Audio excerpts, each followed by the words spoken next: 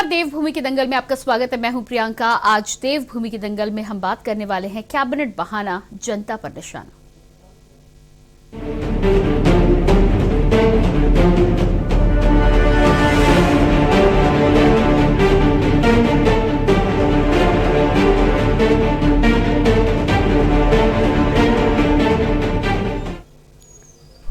उत्तराखंड में विधानसभा चुनाव की तैयारियों में जुटी राज्य सरकार एकाएक लोक लुभावने फैसले ले रही है। चुनावी साल में जहां सीएम धामी एकाएक घोषणाएं कर रहे हैं, तो वहीं दूसरी ओर देर रात तक चली धामी कैबिनेट की बैठक में भी ऐसे अनगिनत लोक लुभावने फैसले लिए गए कि सरकार ने चुनावी साल में हर वर्ग को खुश करने की कोशिश कर ली है। अब आपको बताएं कि राज्य कैबिनेट में 30 प्रस्ताव रखे गए थे, जिसमें कैबिनेट ने अस्थायी प्रस्तावों पर मोहर लगा दी है। कांग्रेस का आरोप है कि सरकार सिर्फ चुनाव को ध्यान में रखते हुए ऐसे निर्णय ले रही है, जिसका चुनाव में सरकार को कोई लाभ नहीं मिलेगा। इसके साथ ही कांग्रेस ने सरकार पर शराब को बढ़ावा देने का आरोप लगाया है।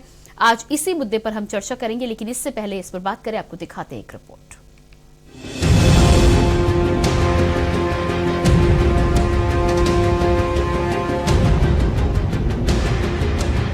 उत्तराखंड में अगले साल होने वाले विधानसभा चुनाव के लिए सभी दल तैयारियों में लगे हैं। चुनावी तैयारियों के लिहाज से बीजेपी अन्य दलों से काफी आगे निकल रही है। इन्हीं तैयारियों के साथ ही सीएम धामी फ्रंट फुट पर आकर ताबड़तोड़ बल्लेबाजी कर रहे हैं, जिससे विपक्ष को क्लीन बोल्ड किया जा सके। चुनावी मैच को जीतने के लिए एक और जहां सीएम जनता को करोड़ों की योजनाओं की सौगात दे रहे हैं, तो दूसरी ओर कई ऐसे निर्णय भी ले रहे हैं जिससे बड़े वर्ग को खुश किया जा सके।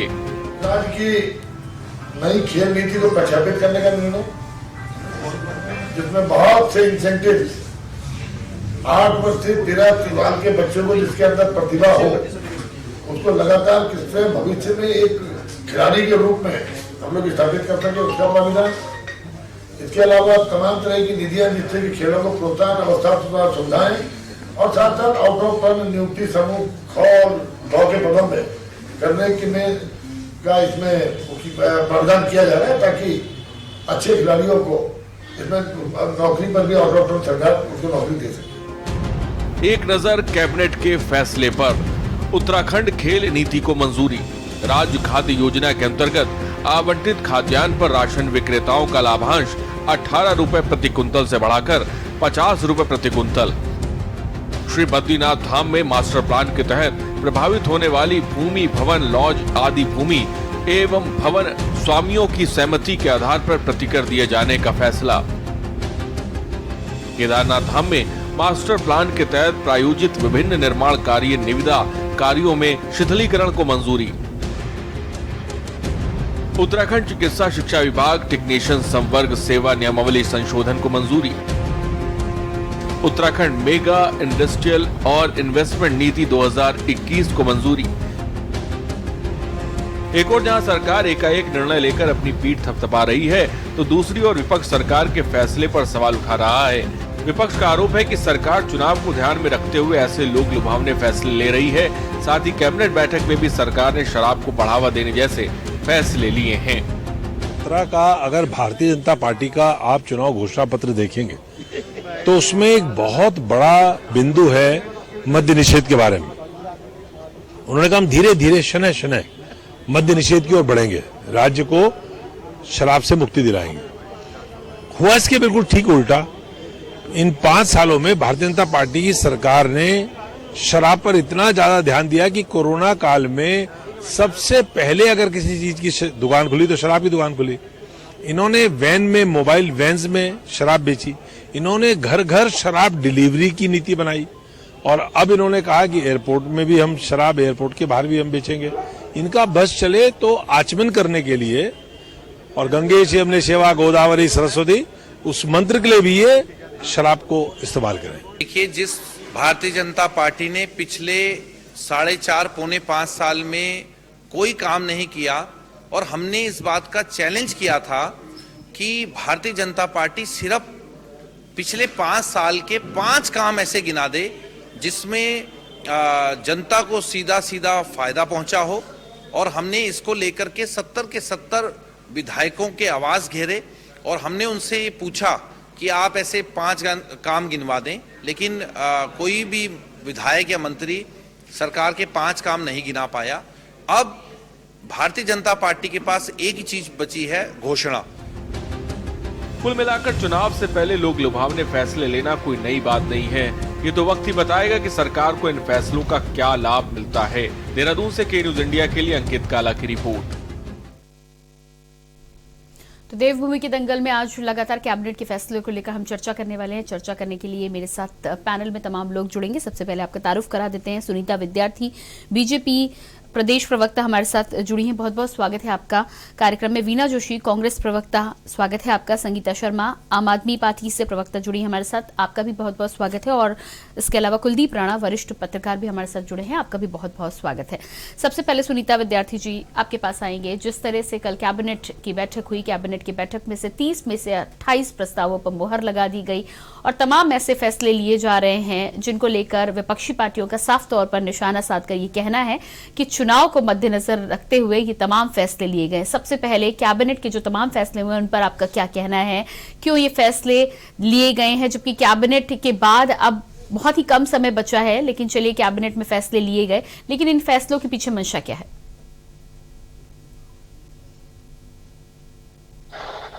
जी सुनीता जी, क्या मेरी आवाज आप सुन पा रही हैं? जी, आपसे अनुरोध करूंगी अपने फोन के अनम्यूट बटन को आप चेक करें ताकि आपकी आवाज हम तक पहुंच पाए।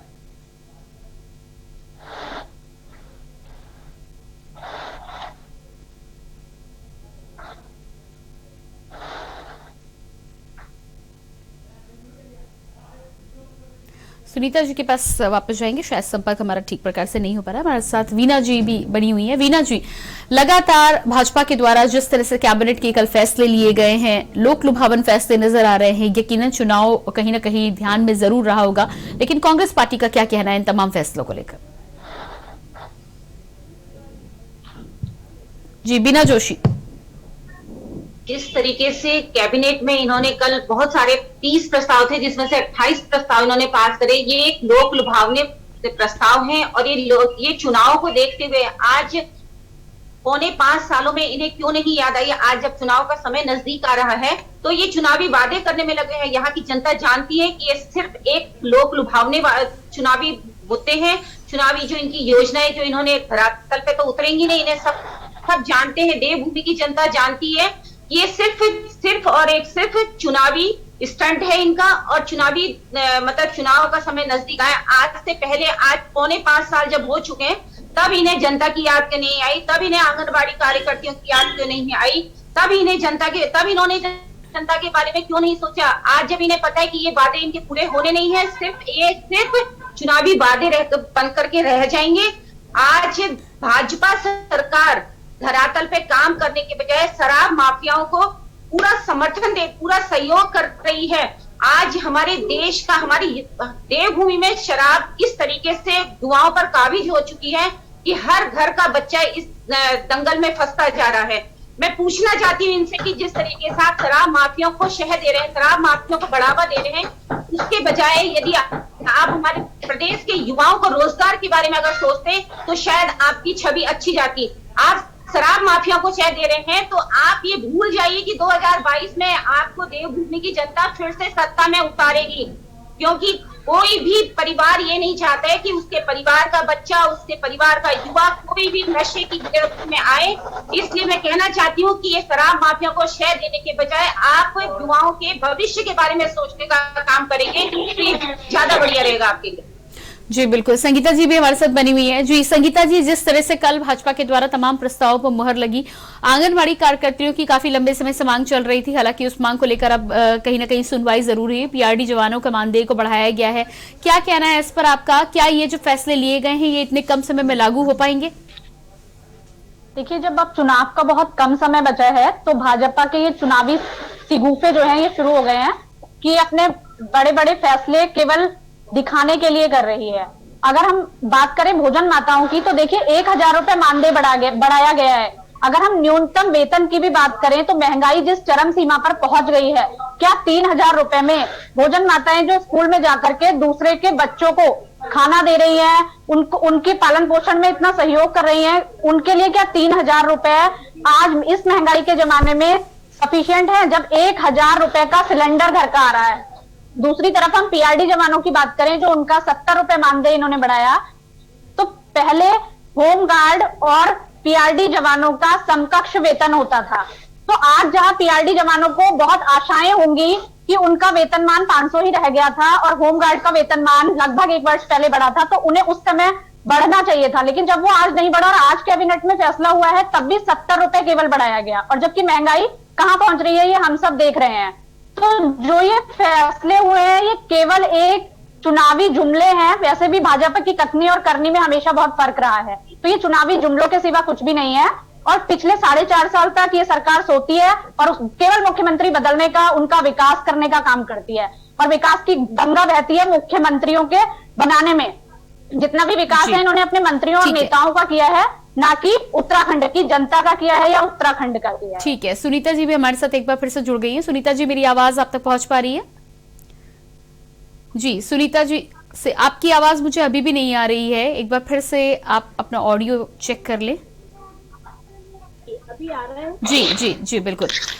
सुनीता जी, आपसे सवाल ये है कि जिस तरह से अब प्रस्तावों पर मुहर लगाई गई है, समय बहुत ही कम बचा है, कुछ ही माह का समय बचा है, कुछ ही माह में आचार संहिता लागू हो जाएगी, उसके बाद ये जो तमाम फैसले किए गए हैं, सबसे पहला सवाल तो यही है कि ये जो घोषणाएं हुई है, क्या इन्हें पूरा कर पाएंगे चुनाव से पहले? देखिए, भारतीय जनता पार्टी को समझना और उनकी नीतियों को समझना, मुझे लगता है यहाँ पे कांग्रेस और आपके बस की बात नहीं है, क्योंकि इनको यही नहीं मालूम कि कितने सत्र इससे पहले हुए हैं।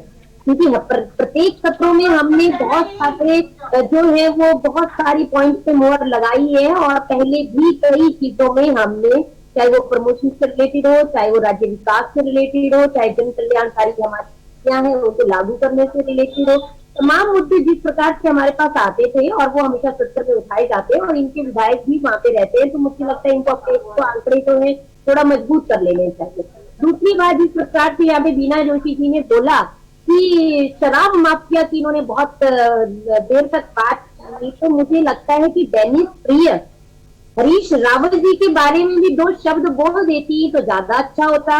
या डेनिस अमृत तो है नहीं कि उत्तराखंड की जनता को डेनिस जो है वो अमृत के रूप में मिल रहा है, और जो यहाँ पे पहले से चल रही है शराब की दुकानें वो भाजपा की हो गई या भाजपा प्रमोटेड हो गई।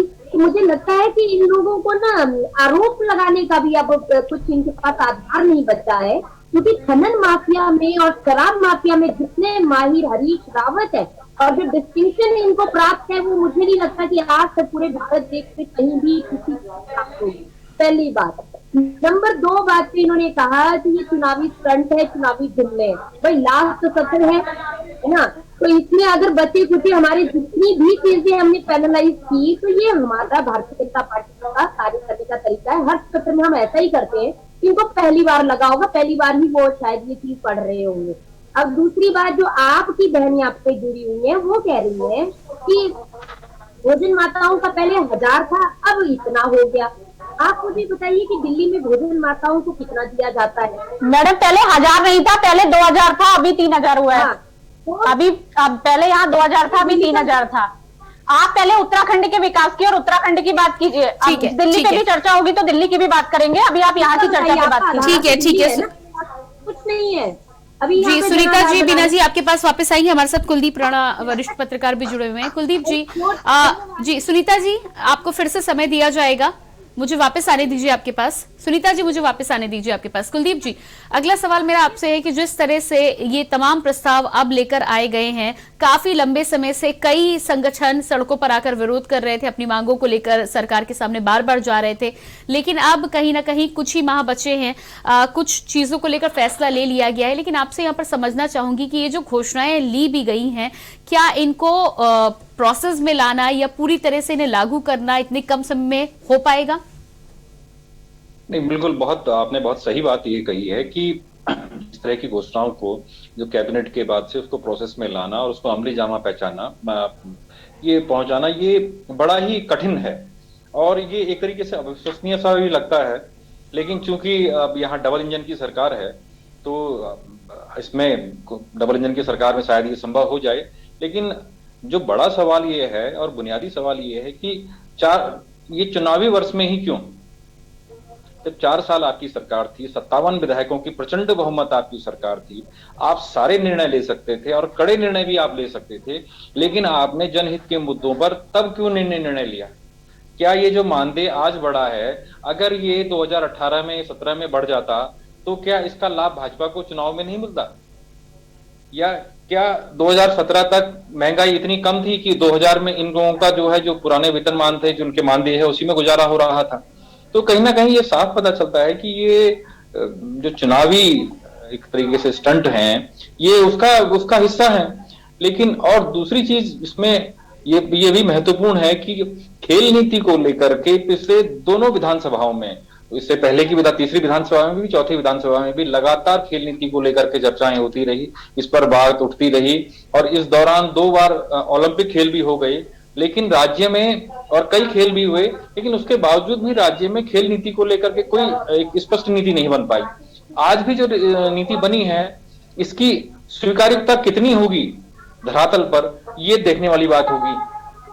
अच्छा, तीसरी बात ये है कि राज्य के जो स्थानीय मुद्दे हैं, जो रोजगार से जुड़ा हुआ मुद्दा है, उस मुद्दे की तरफ किसी का ध्यान नहीं है। सरकार उपनल के माध्यम से 22,000 कर्मचारी जिनका भविष्य अधर में लटक गया है, जिनकी उम्र निकलती जा रही है धीरे धीरे, ये 22,000 कर्मचारी, इसका मतलब है कि उत्तराखंड की प्रशासनिक सेवाओं में, शासकीय सेवाओं में 22,000 कर्मचारियों की आवश्यकता है।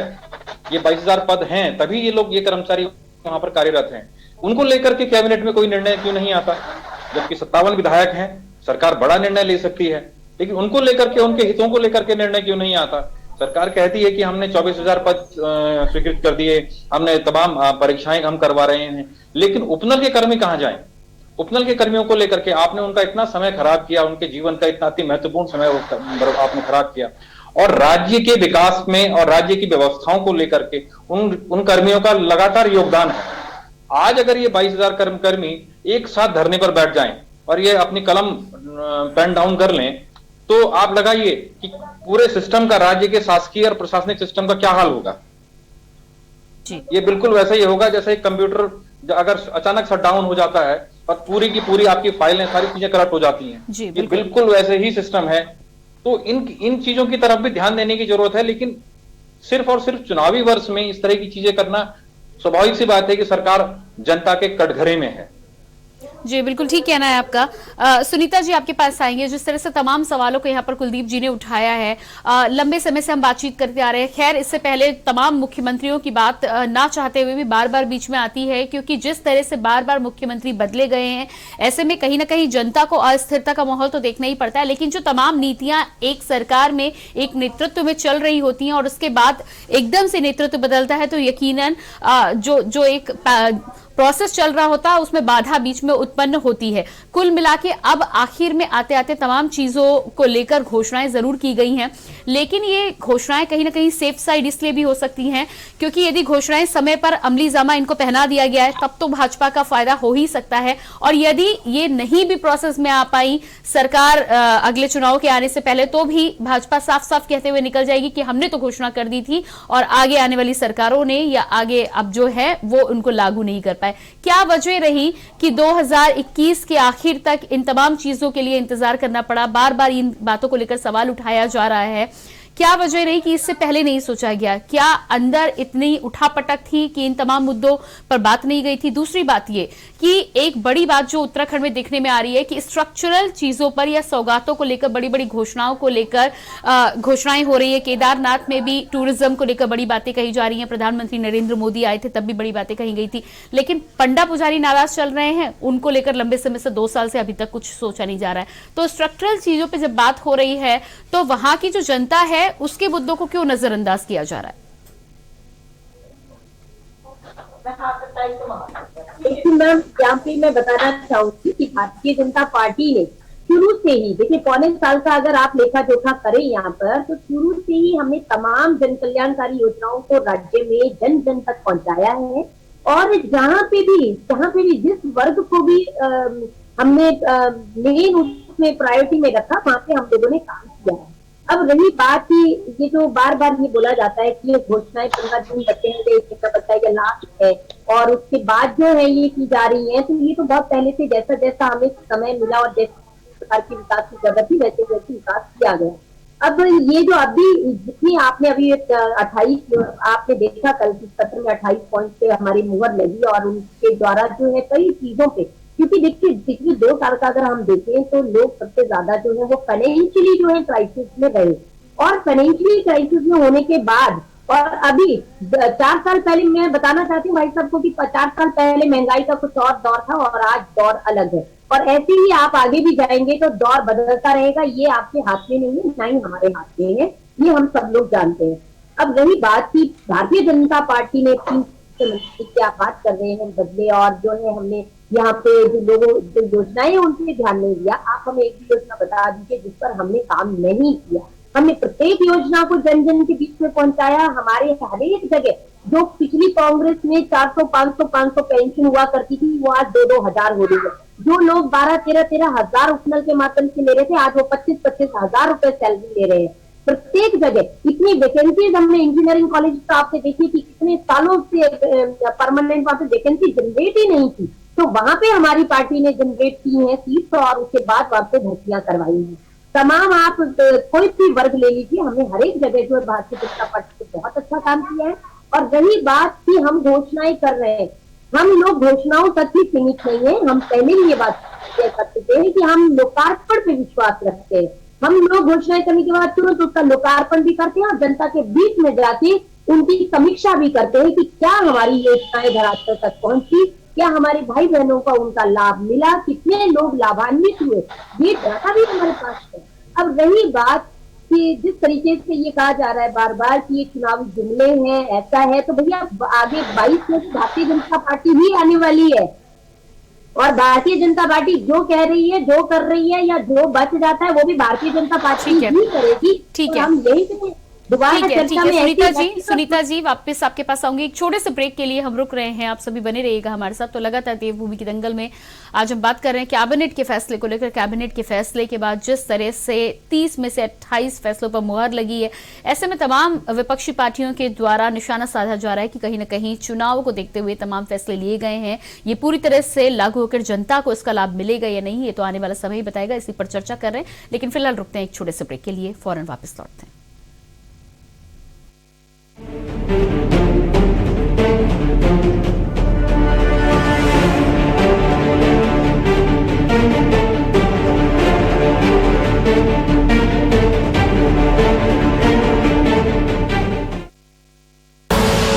आप देख रहे हैं के न्यूज, खबरों का सारथी।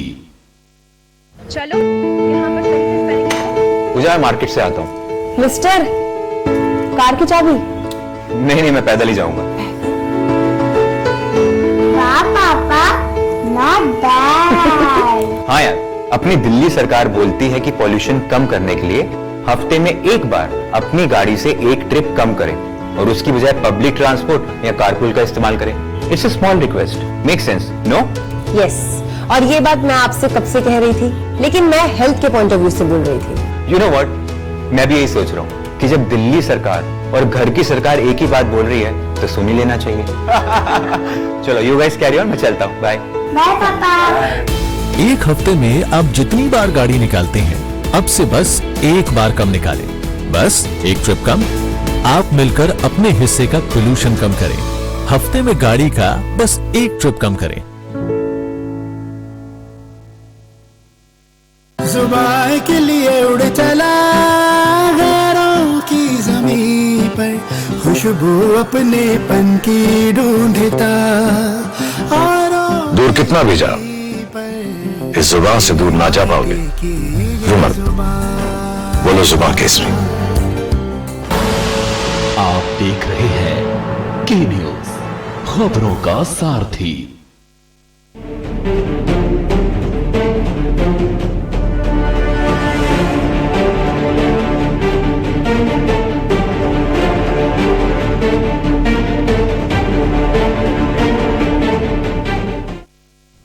ब्रेक ब्रेक के बाद एक बार फिर से चर्चा पर आगे बढ़ेंगे। कैबिनेट बहाना, जनता पर निशाना। तो जिस तरह से राज्य सरकार के द्वारा कैबिनेट के बाद 28 प्रस्तावों पर मुहर लगी है, ऐसे में तमाम प्रस्तावों के मुहर लगने के बाद तमाम लोगों को फायदा होता हुआ भी, तमाम वर्गों को फायदा होता हुआ नजर आ रहा है। लेकिन विपक्ष का सीधे तौर पर कहना है कि ये सिर्फ चुनावी साल को देखते हुए ये फैसले लिए गए हैं।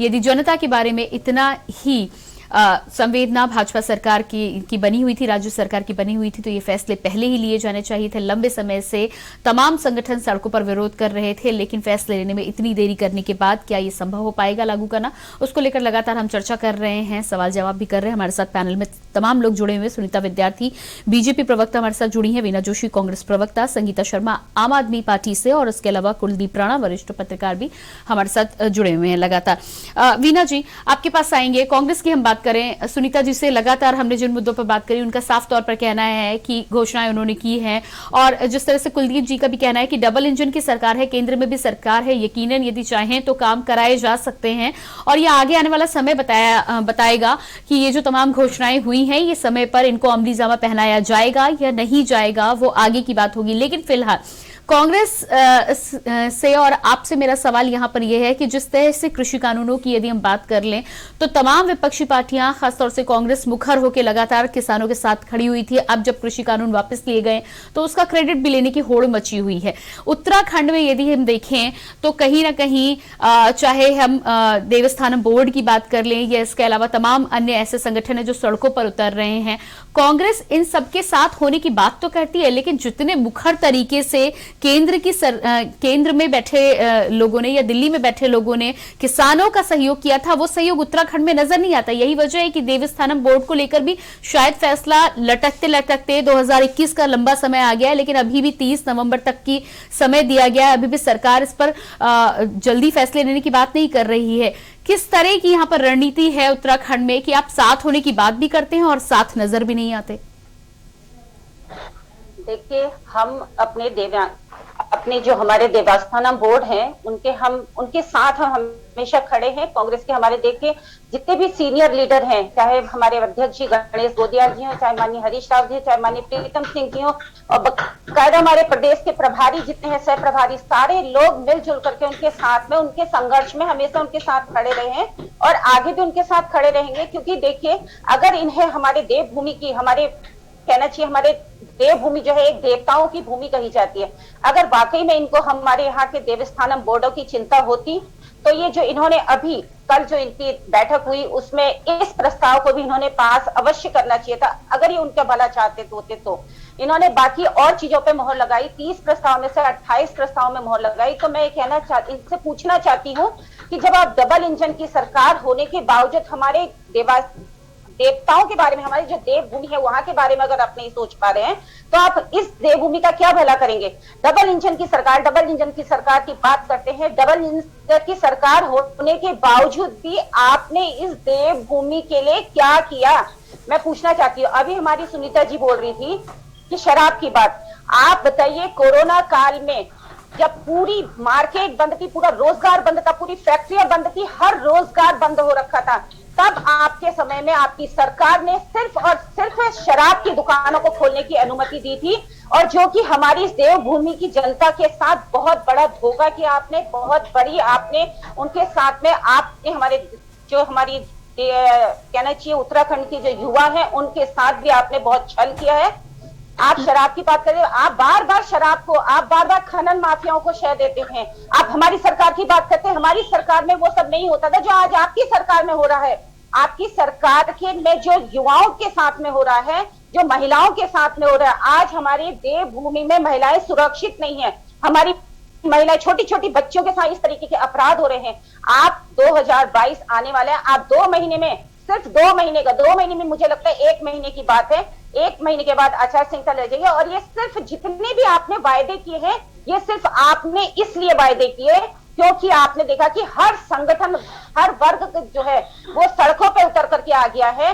आप जब डबल इंजन की सरकार में थे, आपने यही जो वायदे आज आप चुनाव लास्ट समय में कर रहे हैं, चुनाव आने वाले हैं, जब चुनावी स्टंट को देखते हुए आप चुनावी वादे कर रहे हैं, आपने ये शुरू में क्यों नहीं करे? जब आपकी सरकार बनी थी, आप पूरे बहुमत में थे, केंद्र में भी पूर्ण बहुमत में थे और राज्य में भी पूर्ण बहुमत थे, तब आपने इन वायदों को क्यों नहीं पूरा किया? मैं आपसे पूछना चाहती हूँ मैं इस बात को। जी बिल्कुल, जी बिल्कुल, आएंगे आपके पास, वापस आएंगे। संगीता जी, जिस तरह से बीना जी का साफ तौर पर कहना है कि कल कैबिनेट बैठक में 28 प्रस्तावों पर मुहर लगी है, चाहते तो देवस्थानम बोर्ड पर भी कल फैसला लिया जा सकता था। देवस्थानम बोर्ड पर अभी भी 30 नवंबर तक की तिथि को आगे बढ़ाया गया है, 30 नवंबर तक का इंतजार करने को लोगों को बोला गया है।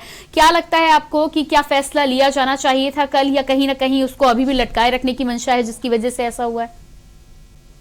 देखिए, देवस्थानम बोर्ड की हम बात करें तो पिछला लगभग 1 साल से भी ज्यादा हो चुका है और हमारे हक हकूकधारी और हमारे पंडा पुजारी जो है सड़कों पर हैं, जबकि उनका काम है पूजा अर्चना करना और जो धर्मार्थी जाते हैं उनकी सेवा भाव। और पिछले हजारों सालों से जब सुविधाएं वहां नहीं भी थी तब भी वही लोग उनका ध्यान रखते थे, खाने से लेकर के हर चीज का।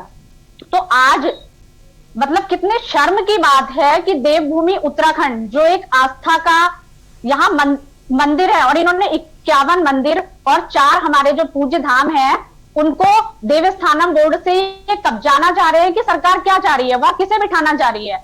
और रही बात कि हम जो आध्यात्मिक एक हमारा उत्तराखंड है उस पर पंडे पुजारियों और हक हकूकदारियों को सड़कों पर आना पड़ रहा है, तो ये कहीं ना कहीं उत्तराखंड के लिए बहुत शर्म की बात है और सारा देश इसे देख रहा है कि वो कितने लंबे समय से संघर्षरत हैं। और अगर कल की जो कैबिनेट हुई थी ये पूर्ण बहुमत की सरकार है तो इन्हें फैसले लेने के लिए किसी से परमिशन की जरूरत नहीं है, किसी से पूछने की जरूरत नहीं है। तो ये एक कड़क फैसला क्यों नहीं ले सकते उनके पक्ष में, उनका हक उन्हें क्यों नहीं दे सकते? बल्कि माननीय मोदी जी भी जब वहां आते हैं देवस्थानम बोर्ड की बात वो उनसे करते ही नहीं है, उसके पक्ष में कोई बात ही नहीं होती है और वो चले जाते हैं। जी संगीता जी वापस आएंगे। कुलदीप जी, यहाँ पर सवाल ये उठता है कि देवस्थानम बोर्ड को लेकर जिस तरह से तमाम लोगों का कहना है, क्या कल फैसला लिया जा सकता था या कहीं ना कहीं राज्य सरकार अभी भी केंद्र से कोई ना कोई आदेश आने का इंतजार कर रही है? यही वजह है कि अभी 30 नवंबर तक का समय दिया गया है। क्या लगता है आपको कि क्या कल 28 फैसलों के साथ एक और फैसले को मंजूरी दी जा सकती थी?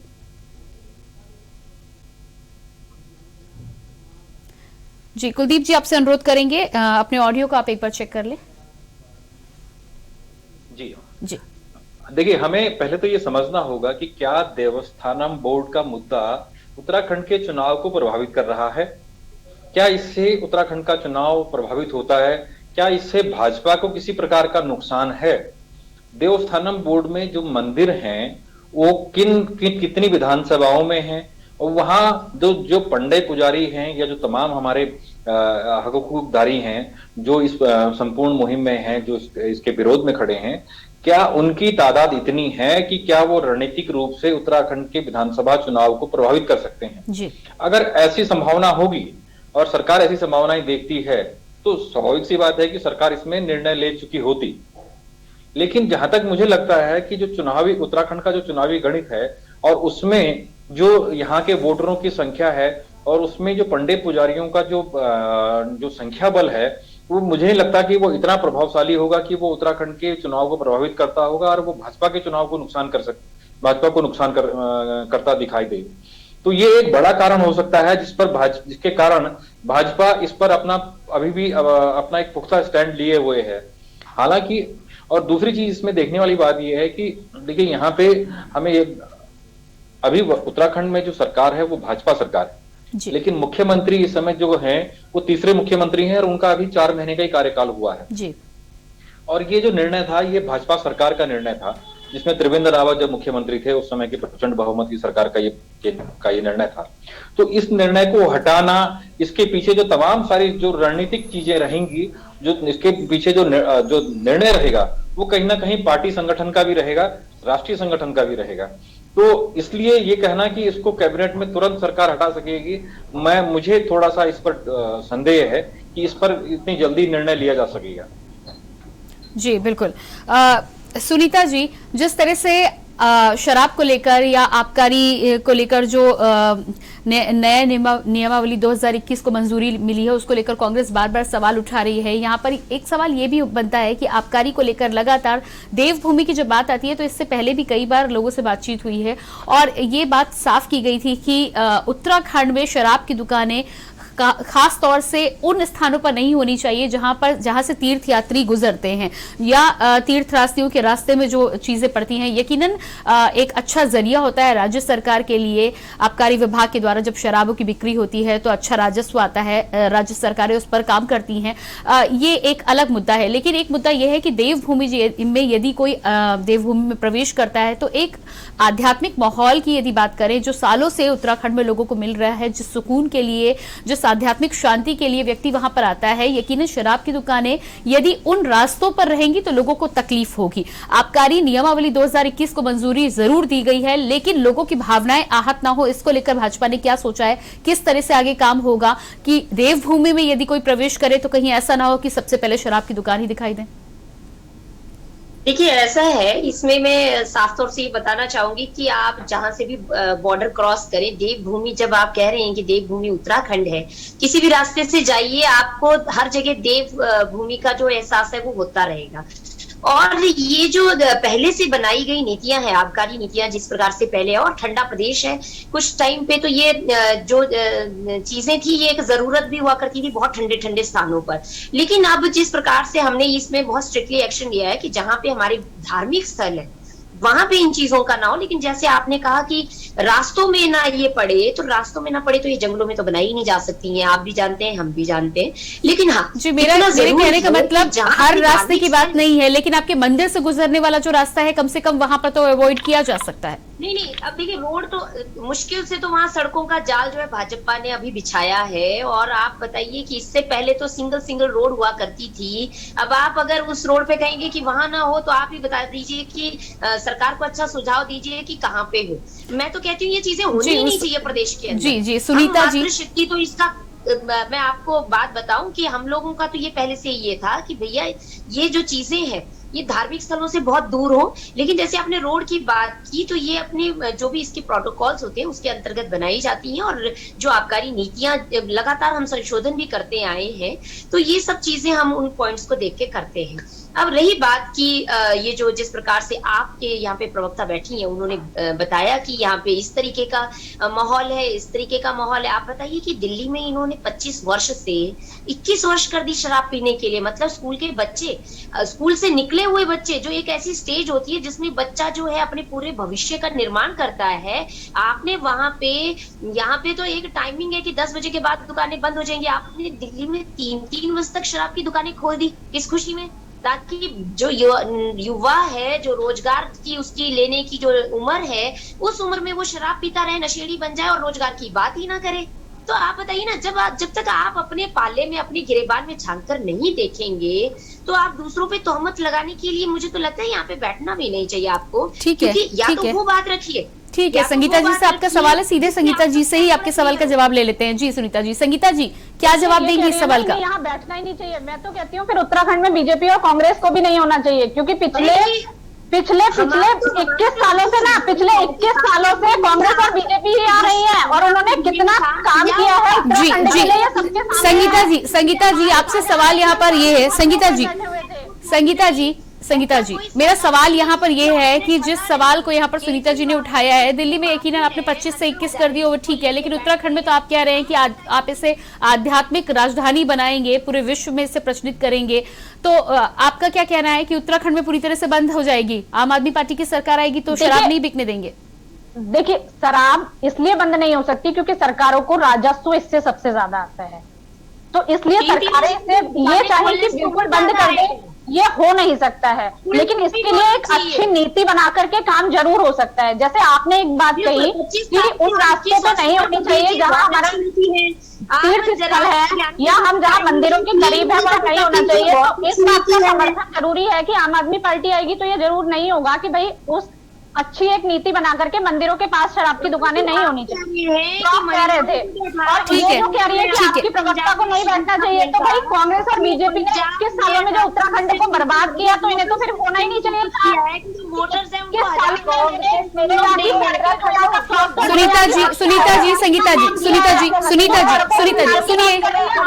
सुनीता जी शांत हो जाइए, सुनीता जी शांत हो जाइए, सबको मौका मिलेगा अपनी अपनी बात रखने का। अगर इस तरह से आप बात करेंगे तो जनता को क्या समझ में आएगा? आप दोनों के पास वापस लौट के आऊंगी। बीना जी, क्या कहना है यहाँ पर आपका? सुनीता जी का यहाँ पर दिल्ली को लेकर सवाल है, लेकिन आज हम बात उत्तराखंड की कर रहे हैं तो उत्तराखंड पे ही रहेंगे, दिल्ली को लेकर किसी और दिन हम चर्चा करेंगे। शराब की यहाँ पर जब बात हो रही है तो जिस तरह से यहाँ पर सुनीता जी का कहना है कि मैं बता दूं, मैं हालांकि क्यों बताऊंगी, राज्य सरकार के पास तमाम प्रशासनिक अधिकारी हैं, आप अपना होमवर्क करें, आप उनसे R&D कराएं और वो बताएंगे कि क्या जनता के लिए ज्यादा बेहतर होगा या उत्तराखंड की जनता क्या कहती है। क्या कहना चाहेंगी आप इस पर, जिस तरह से सुनीता जी का कहना है? जी सुनीता जी, आपके पास आऊंगी, आप अपने सवाल का जवाब दीजिएगा, आपके पास आऊंगी। जी बीना जी, क्या कहना चाहती हैं आप यहाँ पर? सुनीता जी का तो साफ कहना है कि रास्ते नहीं होंगे तो जंगलों में तो नहीं बन पाएगी। कांग्रेस का क्या स्टैंड है इस पर? कांग्रेस का स्टैंड है कि हम चाहते हैं कि जिस रास्तों पर भी पे हम गुजरते हैं और जब हम देव स्थान के में पहुंचने वाले होते हैं, मैं कहना चाहती हूँ कि उस रास्तों में शराब की दुकानें होनी ही नहीं चाहिए और हमारी सरकार इस पे पूरा काम भी करेगी। हम चाहते हैं कि अगर हम भगवान के दर्शन करने के लिए जा रहे हैं, आध्यात्म की दुनिया पे जा रहे हैं, तो हमें वहां का माहौल भी वैसा ही आध्यात्मिक माहौल मिलना चाहिए। और कांग्रेस की सरकार 2022 में जब बनेगी तो हम पूरे उस रास्तों पे आध्यात्मिक माहौल बनाएंगे, पूरी कोशिश अलग से रोड बनाएंगे। बीना बहन, अलग से रोड बनेगी वहाँ धामों को जाने की। बहन अलग से रोड तो कोई भी नहीं बनाता, आपने कौन सी अलग से रोड बनाई? ठीक है सुनीता जी, सुनीता जी, सुनीता जी, सुनीता जी, सुनीता जी सुनिए, सुनिए सुनीता जी मेरी बात सुनिए, सुनीता जी मेरी बात सुनिए, सुनीता जी, सुनीता जी, सुनीता जी देखिए, जब मंशा होती है तो काम हो जाते हैं। आसान काम करना तो आसान है, लेकिन यदि आप लोगों की भावनाओं की बात करें, देवभूमि की यदि आप मर्यादा की बात करते हैं, तो कई बार ऐसा हुआ है कि चीजों को यदि देखा जाता है, आपके पास तो भाजपा के यदि कार्यकर्ताओं की बात करें, डबल इंजन की सरकार की बात करें, डबल पावर है, आप चाहे तो सब कुछ करा सकते हैं। इसलिए ये कहना कि अलग से रोड बनेगी ये सोल्यूशन नहीं है यहाँ पर। हाँ, ये देखना जरूर है कि मंशा है या नहीं है। कुलदीप जी भी हमारे साथ जुड़े हुए। कुलदीप जी, जिस चीज को लेकर यहाँ पर हम बातचीत कर रहे हैं, शराब को लेकर बात, सुनीता जी का साफ कहना है कि रोड पर तो रहेंगी ही रहेंगी। क्या आपको ठीक लगता है कि मंदिर जाने वाली रोड पे यदि रहे तो उसमें कोई हर्ज नहीं है? जी कुलदीप जी, क्या मेरी आवाज आप तक पहुंच पा रही है? जी, एक बार अपना सवाल आप दोहराएंगे? जी, मेरा सवाल ये है कि सुनीता जी का कहना है कि रोड पर नहीं होगी तो जंगलों में नहीं बना सकते, लेकिन आपको क्या लगता है कि मंदिर जाने वाले या देव दर्शन करने वाले रास्तों पर लोग जा रहे हैं, हरिद्वार में हर की पैड़ी की घाट पर यदि लोग जा रहे हैं, तो उस रास्ते में यदि शराब की दुकान रहे तो कोई हर्ज नहीं है? देखिए, मैं यहाँ पे बैठी हुई तीनों राजनीतिक दलों के प्रवक्ताओं की दुविधा और उस विडंबना को मैं समझ सकता हूँ। ये उत्तराखंड राज्य ऐसा राज्य रहा है जहाँ शराबबंदी के विरोध में सबसे ज्यादा अगर आंदोलन किए हैं तो उत्तराखंड के पर्वतीय क्षेत्र की महिलाओं ने किया है। ठीक है, टिंचरी देवी का नाम इनमें सबसे प्रमुखता से लिया जाता है। ठीक, और अभी भी विभिन्न स्थानों में बिच्छू घास से शराबियों को उनकी क्या नाम है धुनाई कर देना या इस तरह से अपने गांव से बाहर कर देना, विवाह समारोह में शराब की पाबंदी कर देना, जो आजकल कॉकटेल पार्टी का एक चलन था उसको बाहर कर देना, ये हमारे पहाड़ की मातृशक्ति की ही देन है। लेकिन मुझे थोड़ा सा भाजपा प्रवक्ता की बात से थोड़ा सा मैं उनकी दुविधा समझ सकता हूं कि इस विषय को यहाँ पर प्रस्तुत करना, पार्टी ने उनके लिए एक बड़े वैसे आपने भी उनको ऐसी जगह पे लाके खड़ा कर दिया है जिसका जवाब देना उनके लिए मुश्किल है। लेकिन ये समझने वाली बात है, ये समझने वाली बात है ना। तो रास्तों की बात जी सुनीता जी, सुनीता जी, सुनीता जी आपके पास में आऊंगी, आपको भी मौका दूं। कुलदीप जी को अपनी बात कह लेने दीजिए, उसके बाद आपके पास ही आती हूं मैं। हमें कुछ चीजें तो ये समझनी होगी कि हम अभी भाजपा प्रवक्ता ने भी ये बात कही और क्योंकि आम आदमी पार्टी की प्रवक्ता भी ये बात कह रही थी दिल्ली को लेकर के और शराब को लेकर के। देखिए, अगर हम 21 साल की युवा को अगर हम किशोर कह रहे हैं, वो बालक है, स्कूल से निकलता है, तो 21 साल की उम्र में तो विवाह की उम्र भी है जब वो गृहस्थी बसा लेता है। 18 साल में युवा अपने देश की सरकारों को चुन लेता है, विधानसभाएं चुनता है, लोकसभा चुनाव में वोट मतदान करता है। ठीक है, तो कहीं ना कहीं बहुत सारी व्यवस्थाएं ऐसी हैं जिनको लेकर के राज्य सरकारों के लिए बड़ी दुविधा की स्थिति होती है कि समाज में उनको किस तरीके से प्रस्तुत किया जाए। उत्तराखंड में आबकारी और खनन एक राजस्व का एक बड़ा माध्यम रही है कि हम लोग जब विद्यार्थी थे, कॉलेजों में पढ़ा करते थे और उत्तराखंड निर्माण के आंदोलन की लड़ाइयां चल रही थी जिनमें ये एक प्रमुखता से मुद्दे रहते थे कि उत्तराखंड की आय के स्रोत क्या होंगे, तो अक्सर ये चीजें चर्चा में होती थी कि हमारे पास 4 धाम हैं, हमारे पास इतनी नदियां हैं, हमारे पास खनन होगा, ठीक है ना। लेकिन आबकारी को लेकर के कभी वो मुद्दा नहीं रहा और आबकारी से राजस्व को लेकर के कभी कोई मुद्दा नहीं रहा। लेकिन चूंकि उत्तराखंड की पर्वतीय और भौगोलिक स्थिति इस तरह की है, चूंकि यह सैन्य बाहुल प्रदेश भी है, तो यहाँ आप शराब को लेकर के जो आप सरकारों के समक्ष जो धर्म संकट रहता है, वो कोई भी सरकार आए उसको लेकर के जो धर्म संकट रहता है उसमें नीति बनाना और उस पर निर्णय लेना, ये एक बड़ी विडंबना की स्थिति दो सरकारों के लिए आ जाती है। और उत्तराखंड के परिप्रेक्ष्य में अगर हम देखते हैं चीजों को, तो जैसा अभी कुछ देर पहले भाजपा प्रवक्ता ने ये बात कही कांग्रेस प्रवक्ता के सवाल के उसमें, तो देखिए निर्णय लेने वाली जहां तक बात है, तो 2019 में जब लोकसभा का गठन हुआ और 31 मई को प्रधानमंत्री नरेंद्र मोदी जी ने शपथ ली, तो उसके ठीक 4 महीने के बाद उन्होंने इस देश का सबसे बड़ा निर्णय लेते हुए कश्मीर से धारा 370 हटा दी। तो प्रचंड बहुमत से लोकतंत्र में जनहित के निर्णय कैसे लिए जाते हैं, राष्ट्रहित के निर्णय कैसे लिए जाते हैं, ये तो शायद भाजपा के लोग हमसे ज्यादा जानते हैं जी। ठीक वही प्रचंड बहुमत उत्तराखंड में भी था। तो जो निर्णय आज लिए जा रहे हैं, ये निर्णय इसमें इतना इंतजार क्यों रहा? क्या ये निर्णय कल नहीं लिए जा सकते थे? और उत्तराखंड के तमाम विषयों को लेकर के अगर हम सवाल करें उत्तराखंड के स्वास्थ्य व्यवस्था को लेकर के, तो सवाल ये भी उठता है कि अल्मोड़ा मेडिकल कॉलेज क्यों हाथ से निकल गया, क्यों? मैं आपको एक छोटा सा उदाहरण देता हूं। हमारे तीनों प्रवक्ता इस समय देहरादून से होंगे। देहरादून में दून मेडिकल कॉलेज बन रहा है।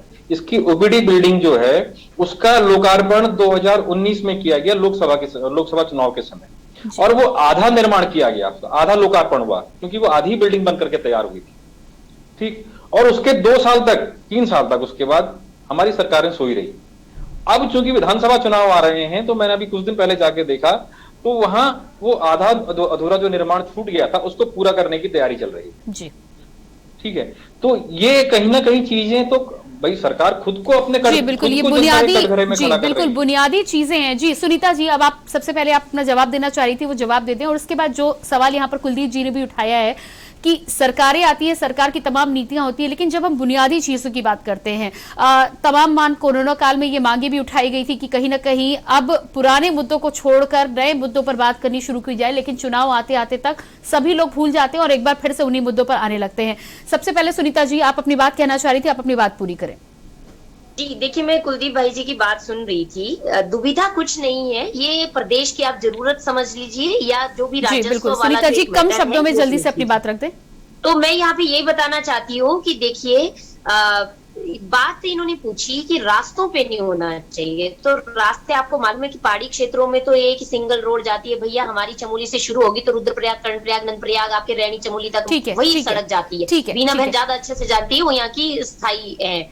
और जो बात यहाँ पे बताई, ठीक है सुनीता जी, समय की कमी की वजह से आपको यहीं रोकेंगे, हमें अपनी चर्चा को यहीं विराम देना होगा। आप हमारे साथ जुड़ी उसके लिए आपका बहुत बहुत धन्यवाद। बीना जी, आपका बहुत बहुत धन्यवाद। संगीता जी, आपका भी बहुत बहुत शुक्रिया, और कुलदीप जी, आपका भी बहुत बहुत शुक्रिया। तो लगातार देवभूमि के दंगल में आज हम चर्चा कर रहे थे, और इसी बीच आइए आपको सीधे लिए चलते, बड़ी खबर आ रही है लखनऊ से, बड़ी खबर।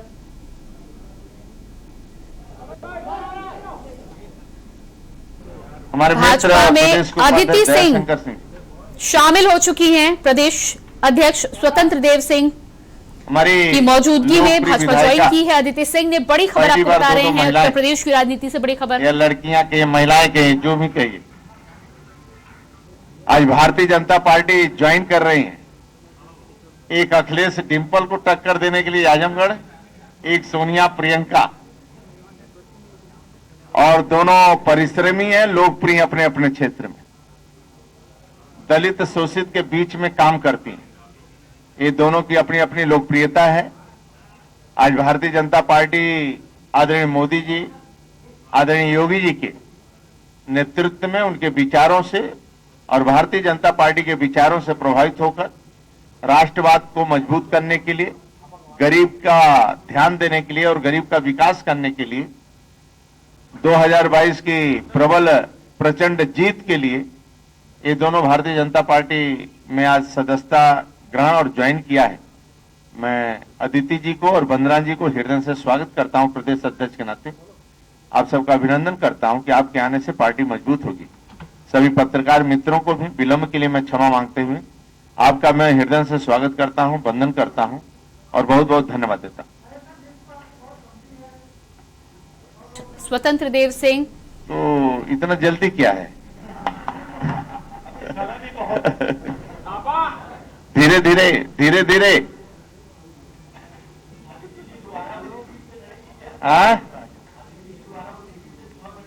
अब देखते रहिए आप। हाँ, क्या होगा देखते रहिए। हाँ, आज ये दोनों लोग पार्टी ज्वाइन किया है और हमारे दोनों लोकप्रिय नेता हैं और आपके आने से पार्टी मजबूत होगी। बाकी निर्णय तो संसदीय बोर्ड करता है।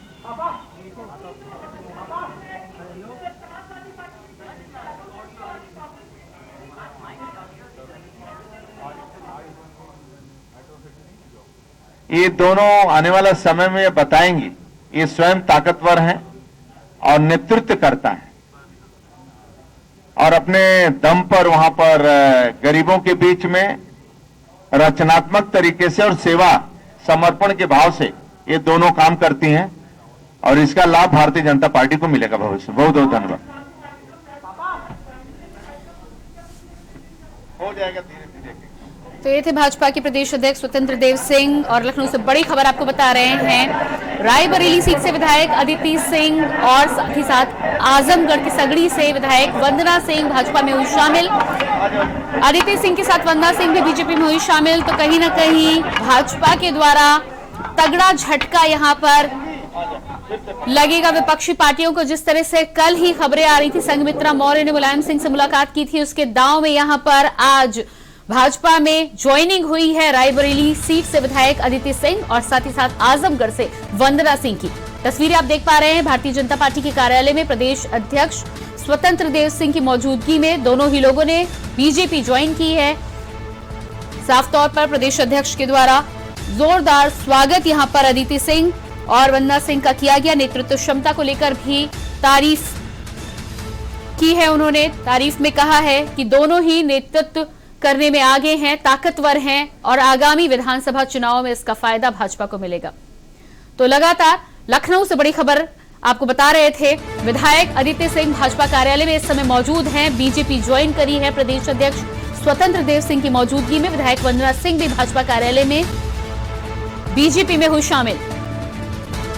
अदिति सिंह और वंदना सिंह भाजपा में हुई शामिल। रायबरेली और आजमगढ़ से विधायक हैं अदिति सिंह और वंदना सिंह। प्रदेश अध्यक्ष स्वतंत्र देव सिंह ने दिलाई पार्टी की सदस्यता। लखनऊ से बड़ी खबर, उत्तर प्रदेश की राजनीति में बड़ी खबर। विधायक अदिति सिंह भाजपा में हुई शामिल। साथ ही साथ विधायक वंदना सिंह आजमगढ़ सीट से बीजेपी में हुई शामिल।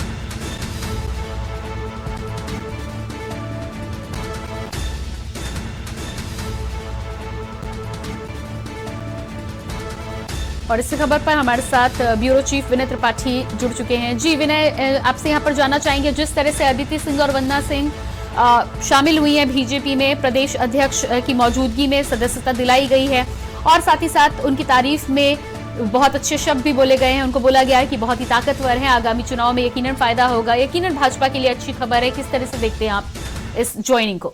बिल्कुल, जिस तरह से अध्यक्ष ने तारीफ की उस काबिल है दोनों नेता, चाहे वो अदिति सिंह हो और चाहे वंदना सिंह हो। विपरीत परिस्थितियों में बसपा जब 17 से 18 विधायक जीत के आती है तो उसमें बसपा से वंदना सिंह आजमगढ़ की सगड़ी सीट से जीत के आती है। और वहीं अदिति सिंह की बात की जाए तो अदिति सिंह के पिताजी 5 बार के एमएलए रहे और दबंग नेता थे। कांग्रेस के श्रेष्ठ नेताओं में उनका नाम शुमार था, लेकिन वो कांग्रेस के विरोध के बाद निर्दल विधायक वहां रायबरेली से चुन के आते थे।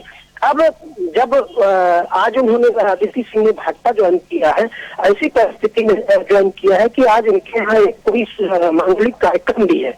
मांगलिक कार्यक्रम को उन्होंने डिले किया और उनके आने की वजह, देर से आने की वजह यही थी जिसकी वजह से ये ज्वाइनिंग लेट से करीब 1.5 घंटे लेट हुई है। अदिति सिंह आई है और ज्वाइन की है भाजपा, और भाजपा के प्रदेश अध्यक्ष तथा ज्वाइनिंग कमेटी के अध्यक्ष लक्ष्मीकांत वाजपेयी ने उनके सदस्यता लेने के बाद इन दोनों की तारीफ की। कहा है कि भारतीय जनता पार्टी अब रायबरेली भी बहुत जल्द जीतेगी। जिस तरह से अमेठी जीता है, राहुल को यहाँ से हराया है, उसी तरह अब रायबरेली सीट भी भारतीय जनता पार्टी के खाते में लोकसभा की आएगी।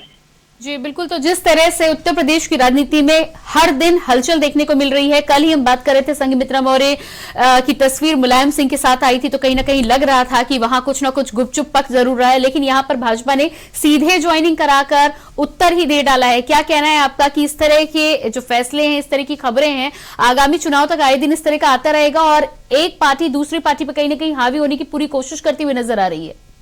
जी बिल्कुल, ये अब चुनाव तक ऐसा ही कार्यक्रम चलता रहेगा, क्योंकि प्रदेश अध्यक्ष स्वतंत्र देव सिंह ने भी ज्वाइनिंग के समय बोलते हुए कहा कि अभी ये लंबी लिस्ट है ज्वाइनिंग की, और आप लोग देखते जाइए हर रोज कुछ न कुछ बड़े नेता भारतीय जनता पार्टी की सदस्यता लेंगे, और उसमें सपा, बसपा और कांग्रेस तीनों बड़े दलों के नेता होंगे जो भारतीय जनता पार्टी की सदस्यता लेंगे।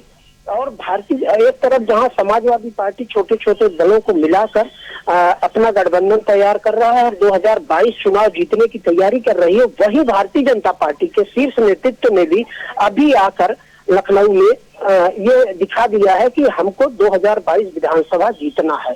उसी क्रम में आज अदिति सिंह को भारतीय जनता पार्टी की सदस्यता दिलाई गई, और बहुजन समाज पार्टी की विधायक जो आजमगढ़ सगड़ी सीट से हैं वंदना सिंह, उनको भी ज्वाइन कराया। साथ ही उनके समर्थकों सैकड़ों की संख्या में समर्थक भी थे। जी, इस तमाम जानकारी के लिए हमसे जुड़ने के लिए आपका बहुत बहुत शुक्रिया। तो विधायक अदिति सिंह के साथ ही साथ वंदना सिंह ने आज भाजपा ज्वाइन की। प्रदेश अध्यक्ष स्वतंत्र देव सिंह की मौजूदगी में सदस्यता ग्रहण की गई। तो एक तरफ उत्तराखंड में जिस तरह से चुनाव के मद्देनजर उत्तराखंड की सरकार के द्वारा तमाम प्रस्तावों को पारित करके लोक लुभावने जनता के सामने जाने का प्रयास किया जा रहा है, वहीं उत्तर प्रदेश में भी देखा जाए तो राजनीति में हर दिन राजनीतिक गलियारों में नई नई खबरों के साथ उठापटक जारी है। देखना ये होगा कि दोनों ही राज्यों में आगामी चुनाव से पहले और क्या कुछ निकलकर सामने आता है और आखिर में जनता किस तरह से अपना फैसला लेती है। फिलहाल हमारे इस विशेष कार्यक्रम में इतना ही। बाकी खबरों के लिए लगातार देखते रहिए के न्यूज इंडिया। नमस्कार।